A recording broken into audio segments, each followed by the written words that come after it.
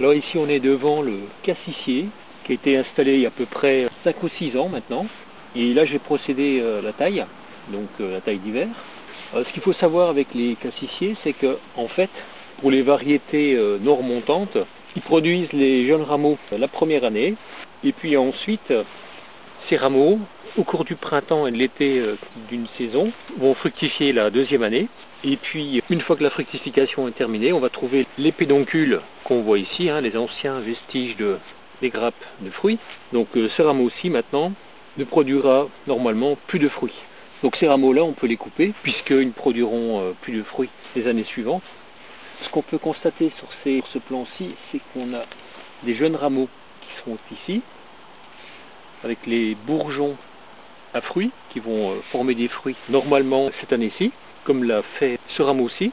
Et puis ensuite, une fois que ces bourgeons auront été transformés en bourgeons à fruits, auront produit les rameaux fructifères, et bien à l'hiver, ce rameau-ci ne produira plus les années suivantes. Alors, ce qu'on peut constater tout de même, c'est qu'on a une différence de couleur de branches. Les rameaux plus anciens ont une couleur plus foncée, d'un brun plus franc, alors que les jeunes rameaux ont une couleur plus claire, presque grise, comme on peut le voir ici. Donc là, comme on peut observer les anciens pédoncules fructifères, normalement ce rameau-ci ne produira plus cette année. Tout ce qui a plus de 3 ans, vu que ça c'est un rameau qui a déjà produit l'année dernière, il est dans sa 3e année, c'est un rameau qui ne produira plus de fruits. Donc ces rameaux-là, tous ceux qui présentent les petits pédoncules, les anciens pédoncules fructifères, on peut les couper. Donc à peu près à 5 cm de la base. Voilà. Et je vais les conserver pour tenter de faire des boutures avec les jeunes rameaux. Voilà, ici c'est pareil. Ce rameau-là a produit l'année dernière, donc il ne produira plus cette année. Tous les gros bois, en fait, on peut les supprimer. Et on ne laisse que les jeunes rameaux. Hop.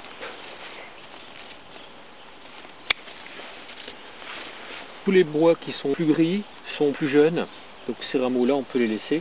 Voilà, et bien sûr, tous les bois qui sont morts, on les enlève. Donc ici, j'avais déjà fait le ménage l'année dernière, donc il n'y en a plus. Voilà, alors là, on peut observer sur la gauche. Donc ici, on peut observer les boutures de cassis que j'ai réalisées l'an passé. J'en ai fait 3. On peut constater donc les premiers jeunes rameaux, donc ils n'ont pas une couleur aussi foncée que celle-ci. On voit qu'ils tirent plus sur le vert que sur le brun. Donc ça, ce sont des jeunes rameaux. Donc ce sont normalement des rameaux de l'année. Donc c'est la 2e année puisque c'était les rameaux l'année dernière. Ils ont passé l'hiver. Donc là c'est leur 2e année. Ce sont des rameaux qui vont produire des fruits. Et tous les bourgeons normalement vont se transformer en rameaux fructifères. C'était un pot avec 3 boutures. Et on peut observer qu'il y en a une autre ici. Donc là il y a une bouture apparemment qui n'a pas résisté à l'hiver. Donc là il y en a 2. Et avec une ramification sur un des rameaux. Comme je viens d'aller récupérer les rameaux, et bien comme j'ai eu également de très bons résultats avec les boutures de l'an dernier, et bien j'ai décidé de renouveler cette opération cette année-ci. Nous sommes aujourd'hui le 12 février. Voici les branches que j'ai récupérées, les rameaux vitalisés encore, de la 3e année cette fois, avec les rameaux de l'année dernière. Voilà, donc ça c'est les rameaux de première année, ça c'est les rameaux de la 2e année. Et puis ici, on a probablement la branche de la première année. Pour faire mes boutures, j'ai besoin de branches d'environ 20 cm. Je vais garder principalement les jeunes rameaux et je vais conserver le bourgeon terminal. Donc les rameaux avec les bourgeons terminaux.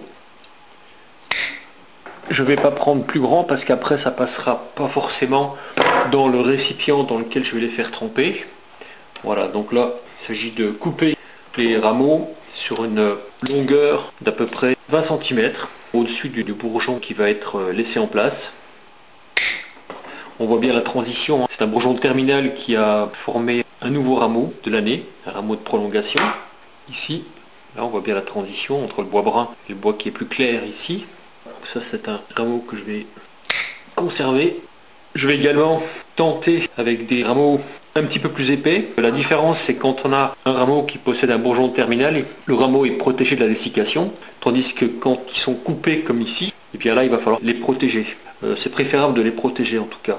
Donc ça va déjà me faire une série de rameaux, faire des boutures avec les rameaux qui possèdent un bourgeon terminal et les rameaux de l'année, voilà, l'année dernière en tout cas, les jeunes rameaux. Et puis ici, une série avec des rameaux plus anciens. des rameaux de 2 ans, on va dire. Alors la première chose à faire, c'est de faire tremper les boutures. Voilà. Donc, je vais les mettre chacun de leur côté.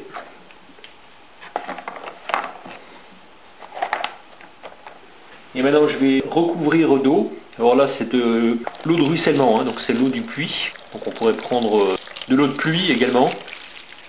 Voilà. Et on laisse tremper les boutures pendant 48 heures.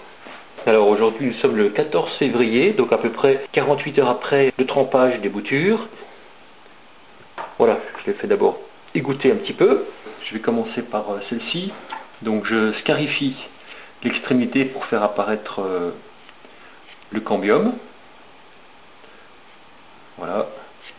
Donc au niveau de la base de la bouture, je scarifie très légèrement donc l'écorce du rameau. Voilà, de chaque côté. Et les bourgeons qui se situent à la base du rameau, ben, je les enlève. Voilà, puisqu'ils ne vont pas produire de feuilles sous la terre en fait, hein, parce que l'objectif n'est pas de produire des feuilles dans le substrat. On va dire que j'enlève les premiers bourgeons qui sont situés à la base de chaque rameau. Pour les rameaux plus anciens, voilà, par contre j'entaille de façon un petit peu plus franche.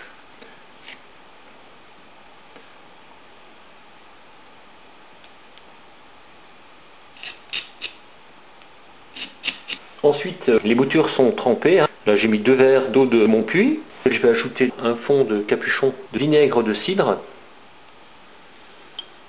Probablement en rajouter encore un tout petit peu pour y faire tremper les boutures. 30 secondes à quelques minutes, sans plus. Le temps de préparer le récipient qui va recevoir les boutures. Celles-ci, elles tremperont un petit peu plus longtemps puisqu'elles sont plus épaisses. Alors pour le substrat, donc là j'ai pris un carton de récupération. Donc c'est des cartons de boîte de lait, ça. L'avantage c'est qu'ils sont déjà relativement protégés contre l'humidité, mais j'ai doublé le carton avec de la bande adhésive. Voilà, pour étanchéifier l'ensemble. Ensuite je vais placer le terreau grossier que je récupère après un criblage à 1 cm. Je vais mettre un fond de terreau grossier.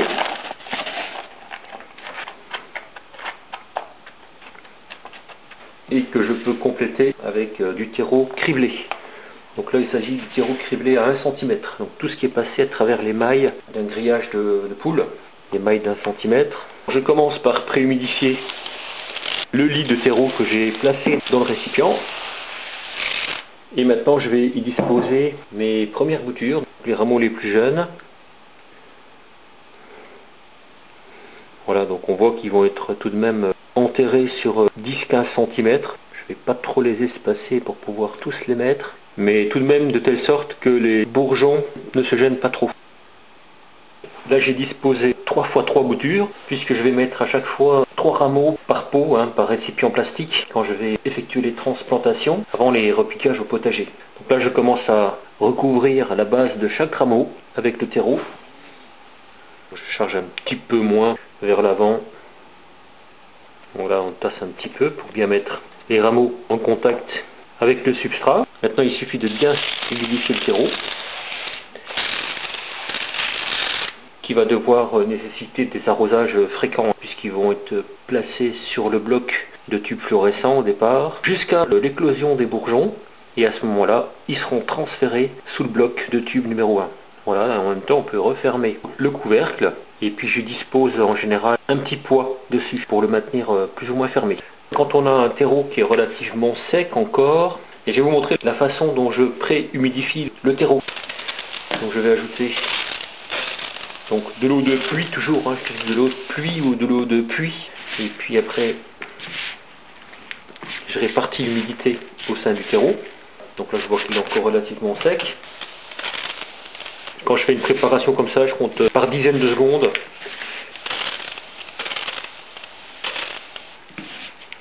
L'important c'est de ne pas trop humidifier en fait le terreau, qu'il soit juste frais en quelque sorte. Donc il faut se méfier parce que si le terreau n'est pas bien humidifié, ça ne favorisera pas l'enracinement. Voilà, donc là je pense que ça va être bon. Un petit test.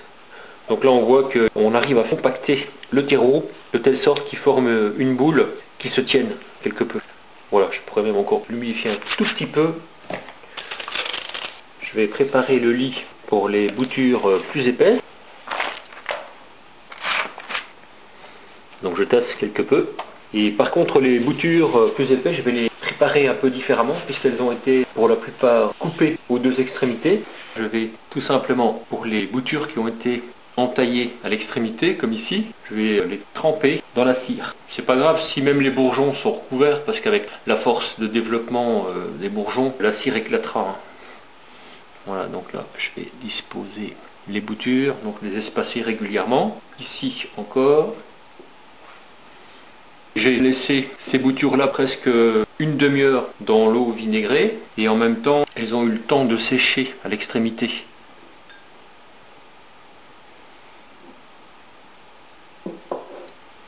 Je ne sais pas vraiment si c'est nécessaire de sceller l'extrémité des boutures de cassis, puisque de toute façon la pression de la sève va être amoindrie, mais comme ce sont des rameaux un peu plus forts, eh bien il est possible que la pression soit quand même plus élevée sur des rameaux plus anciens.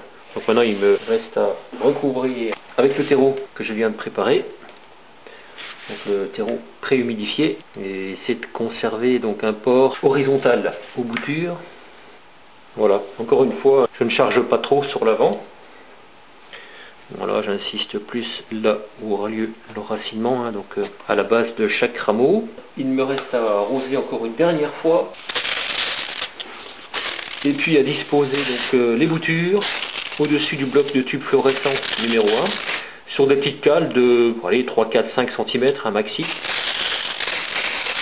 Et normalement, les feuilles vont éclore d'ici une quinzaine de jours et puis les racines au bout de 3 semaines à mois. Voilà. Donc la suite de cette vidéo va consister à présenter les différentes étapes que j'ai réalisées pour parvenir à l'enracinement des boutures, jusqu'à la transplantation dans les pots de repiquage, et puis le résultat au potager.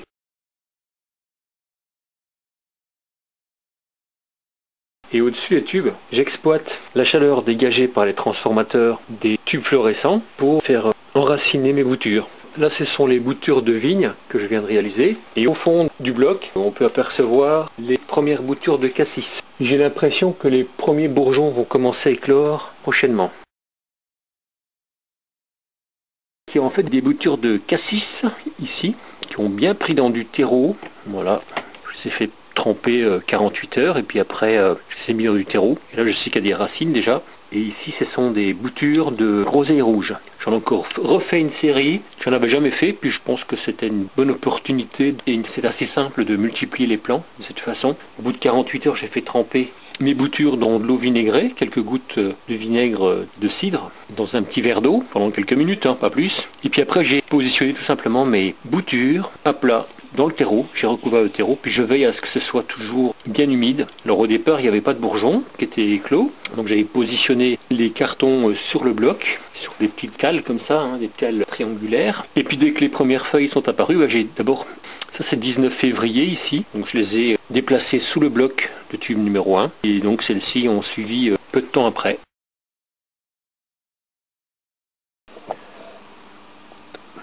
Donc là au fond on peut apercevoir un œillet d'Inde jaune et juste à côté ce sont mes boutures de vigne. Il y en a deux qui ont commencé à émerger dans des pochetons. Et puis juste au-dessus on a les boutures de groseille rouge qui ont, je pense, réussi. Donc on voit les feuilles, elles sont encore bien vertes. Elles n'ont pas tendance à se dessécher, sauf quelques-unes, ce qui pourrait laisser témoigner qu'il n'y a pas de racines pour nourrir la feuille en fait, hein. Voilà, mais j'ai déjà vérifié certaines boutures. Dans ce lot-ci, j'ai déjà des racines qui se forment. Donc là, je peux en montrer un plan.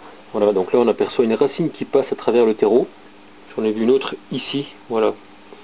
Donc voilà, je perturbe pas trop le substrat pour l'instant. Donc c'est un substrat composé de lichen que j'ai récupéré lorsque j'ai élagué des pruniers. Et après j'ai simplement posé du terreau universel en surface. Ça permet d'éviter de trop mettre de terreau. Ça c'est un matériau naturel qui est à disposition. Et puis après j'ai placé mes boutures à plat, puis j'ai recouvert avec du terreau, j'ai arrosé.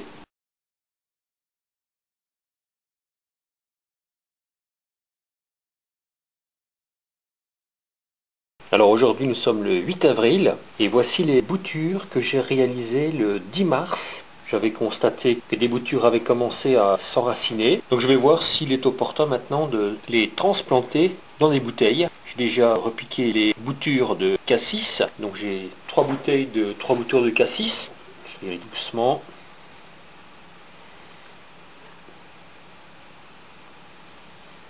Déterminer s'il y a des racines. Bon, je crois que ce plan-ci.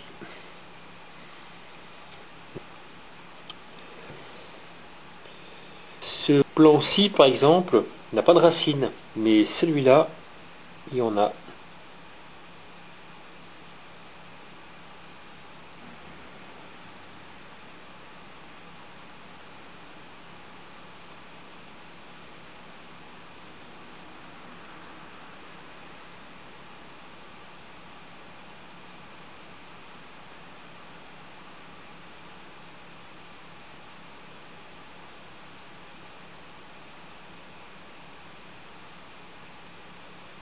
Il y a déjà des grandes racines, comme on peut l'observer. Je vais essayer de dégager un petit peu le terreau, que ça fasse un petit peu plus léger.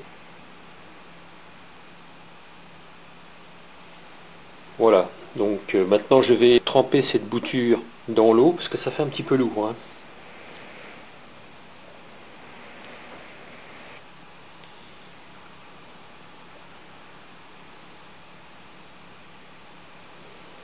Voilà, je vais laisser tremper la bouture dans l'eau, pour que la motte se désagrège un petit peu.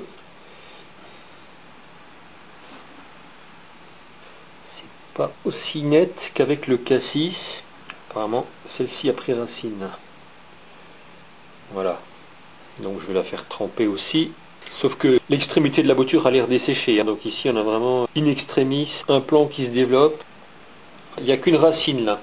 Pour rempoter, je vais prendre du terreau très grossier en conservant uniquement tous les débris de plus d'1 centimètre. Là je vais mettre une bonne couche, hein. Puis je vais mettre du terreau universel.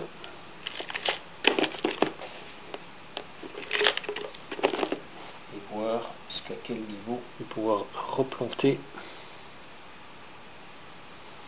ces plants.